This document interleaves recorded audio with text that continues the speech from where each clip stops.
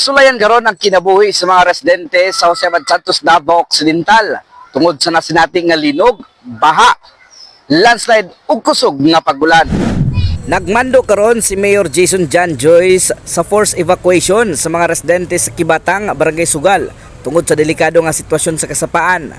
Nasairan matud pa kang Julie Marie Buen, Information Officer sa LGU JAS, nga padani nga nibundak ang ulan, nga adunay posibilidad nga magbaha ug maglandslide.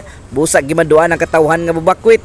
Kusog ang earthquake pero mas kusog ang kasing-kasing sa mga Diosanyos na kaya nato atubangon ang tanan nga mga challenges basta naalay pagpagiusa o naapod ato pagtuo sa Ginoo. Syempre kailangan pud ang suporta sa barangay, sa munisipyo, sa probinsya ug sa national government.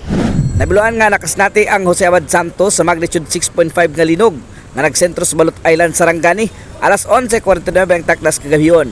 Hulyo 14, 2026, diindaghang landslide ang nasinati karon sa pipila ka barangay sa lungsod. Kasama mo sa balitang serbisyo publiko, RadyoMaN, Bien Abanos Tatak, RadyoMaN.